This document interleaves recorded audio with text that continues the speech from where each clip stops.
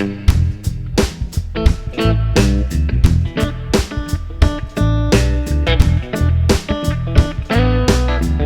to the Guitar Show. Ramon Goose here. We're going to be looking at the guitars as used by the great Stevie Ray Vaughan. Before we start, I just want to give a really big shout out to my really good friend from Texas, Ron Carter. Okay, Stevie was born on October the 3rd, 1954, and he was born and raised in Dallas, Texas. His early influences were blues artists such as Albert King, Otis Rush, Muddy Waters, and also rock guitarists such as Jimi Hendrix, Lonnie Mack, and also the jazz guitarist Kenny Burrell. In 1961, at age 7, Stevie gets his first guitar, a Sears toy guitar with a Western motif. Among the first songs Stevie learns to play are Wine, Wine, Wine and Thunderbird by the Nightcaps. In 1963, Stevie buys his first record, Lonnie Mack's Wham, and plays it so many times until his father breaks it. About this time, Stevie gets his first electric guitar, which was a hand-me-down from Jimmy Vaughan, his brother. This first guitar was a Gibson ES125T with a single P90 pickup in the neck position. Stevie made his first public performance on June the 26th, 1964 at the roller rink called the Cockrell Hill Jubilee in Dallas. The band that he was in was called the Chantones. Okay, the next guitar we're going to talk about is a 1951 Fender Broadcaster,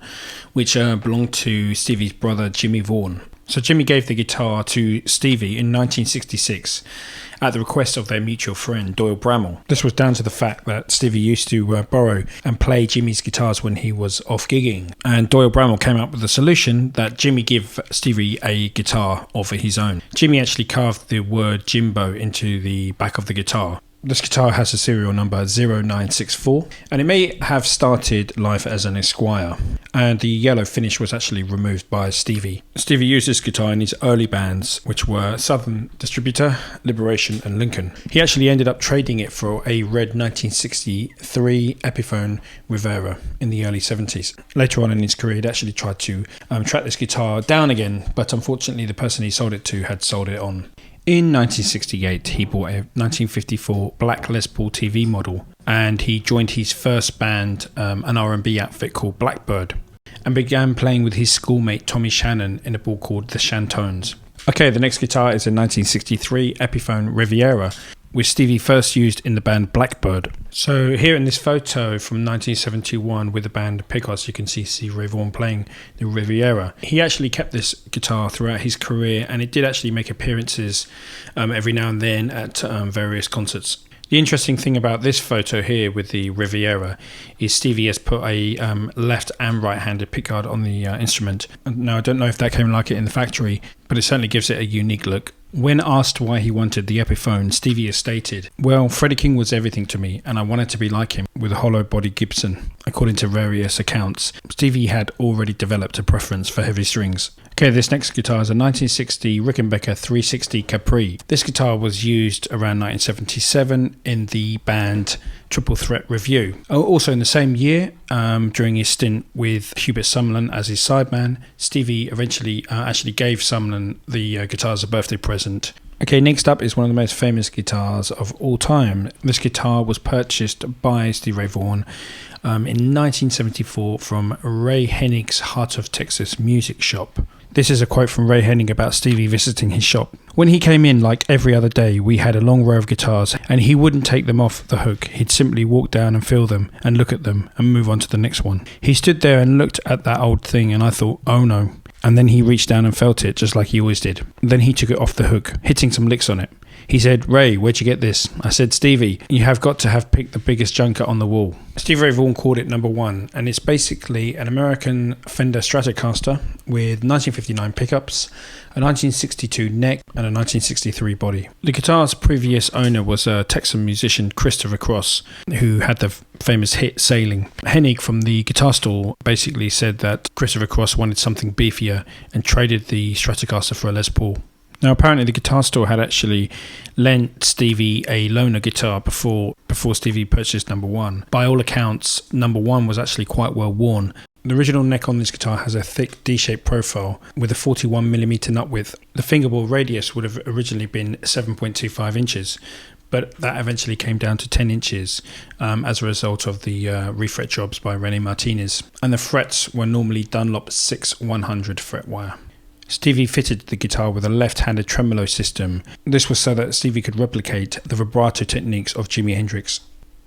Stevie then decided to fit the guitar with all gold hardware, including Fender Shaller Elite gold tuning pegs. It's well known that Stevie tuned down to E flat, and the E string was a 13 for most of his career, although he did come down to 11 at some points later. But because of these sort of heavy-handed, the fretboard had to be shaved once a year for a refret with the jumbo frets, and this caused the neck to become unplayable. Lenny Martinez then replaced that neck on number one with the red Strat neck. This new neck was actually broken into pieces at a concert in New Jersey when Stevie's band was performing a concert with Joe Cocker. After Stevie died, Rennie actually replaced the original neck onto number one. An interesting point is that because Stevie used to use the vibrato system quite heavily, he actually got his roadie, Byron Barr, to custom order stainless steel bars made by his father. Okay, the next guitar we're going to talk about is the 1963 Fender Stratocaster, also known as Lenny. This guitar first caught Stevie's attention around 1979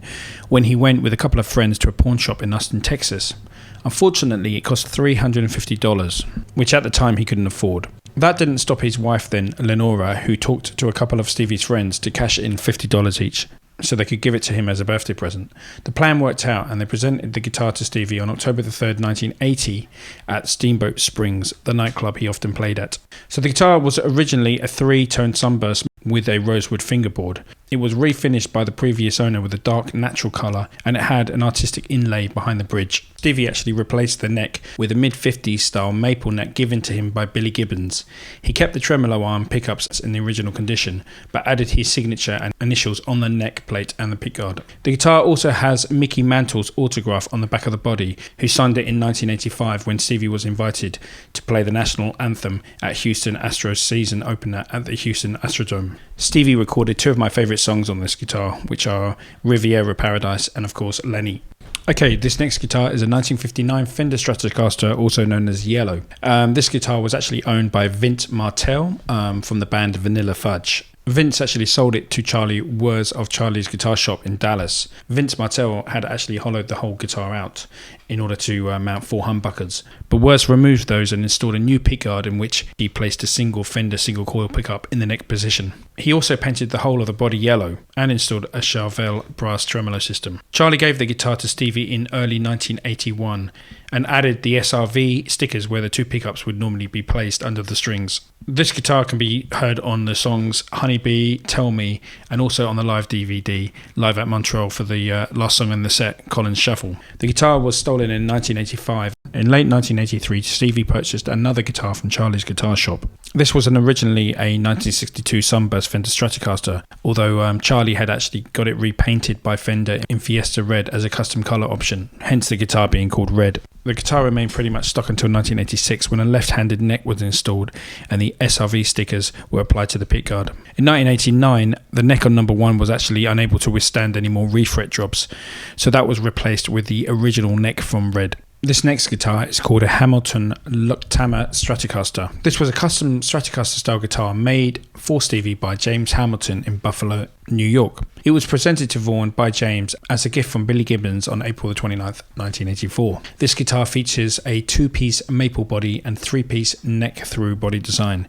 It also originally had EMG preamp pickups, but Stevie didn't like the pickups in it. He actually made a music video around that time called Couldn't Stand the Weather, and he didn't want to get number 1 wet during filming, so he used the Hamilton for filming. During the recording of the video, the pickups were damaged, and soon after he replaced them with vintage Fender single coils. The 1961 Fender Stratocaster, known as Scotch, was used by Stevie for the last 5 years of his life.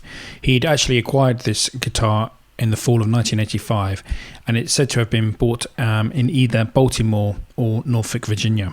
It was actually to be a prize at one of his Stevie shows, but he bought the guitar instead and gave away another one of his guitars. This guitar has a butterscotch coloured finish with a non-original tiger stripe pickguard made by Lenny Martinez. Stevie seems to have used this guitar when he was having problems with number 1, for songs such as Leave My Girl Alone and Superstition, amongst others. Another guitar obtained through Charlie's Guitar Store was a guitar actually named Charlie, which was a 1983 custom Strat style with lipstick pickups. It was made by Charlie Wurz, the owner, in 1984. It was a white Strat-style body with a rosewood neck and two controls, volume and tone, and with Danelectro pickups. On the back of the body, the Hula Girl sticker, and on the neck plate has the words "To Stevie Ray Vaughan, more in 1984" engraved on it. Stevie actually used this guitar on the track "Life Without You" and Live at Montreal video. This is a pretty unique guitar that Stevie actually designed himself by sketching out the design. It's a real interesting shape. He's actually put a Stratocaster pickup guard on it, and you can see that the pick guard is not really fitting very well. Also, the guitar is actually not painted, so obviously this must have been some kind of a prototype. Stevie was seen using this guitar live around 1988. Okay, so let's talk about Stevie and Tokai guitars. Actually, on the album cover of the 1983 Texas Flood album, you can actually clearly see that Stevie is actually playing a Tokai replica Strat. The actual Tokai logo was removed, but you can see with larger posters the Tokai Springy Sound sort of label sticker clearly visible on the headstock. Stevie appeared in several Tokai catalogues around 1985 and 1986, and several posters as well, and Tokai actually sent Tommy, Shannon and Stevie several Tokai guitars and basses. It's actually unclear whether Stevie actually wanted to be fully endorsed by Tokai. Nonetheless, the posters featuring Stevie did actually appear.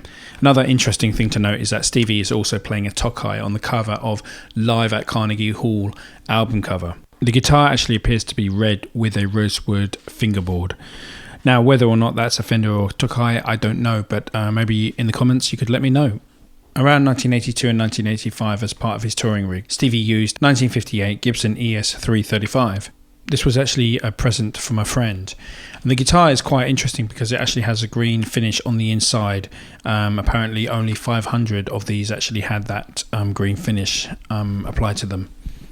This photo here from 1989 is a Bill Lawrence guitar, and these guitars are actually made in Japan. Apparently Stevie was actually instrumental in helping the luthier to develop this Bill Lawrence S model. Okay, this next guitar is a Gibson Les Paul Standard, and this photo is actually from the NAMM show in 1987, so it's quite possible the guitar looks pretty new. It could well be that the guitar was made in 1987. This is the only photo of Stevie playing this guitar, so if you have any more information about this, that would be great. The guitar here that Stevie is playing is a 1980 Fender prototype Stratocaster, and he used this guitar for Woody the Wimp, Superstition and other songs, including, you can see on YouTube, the video duet with Dick Dale. This particular guitar was known as a Voodoo Stratocaster. It was basically a reverse headstock Jimi Hendrix tribute guitar, and it could well be that this was actually like a handmade version that Fender made as a prototype. Okay, this is a 1928 National Steel guitar. It was actually a gift from his roadie Byron Barr, who bought it from Charlie's guitar shop in 1981. Stevie can actually be seen actually on the cover of the Instep album with this guitar. It's a really, really cool photo. It's actually said that this guitar was actually owned by the blues legend Blind Boy Fuller.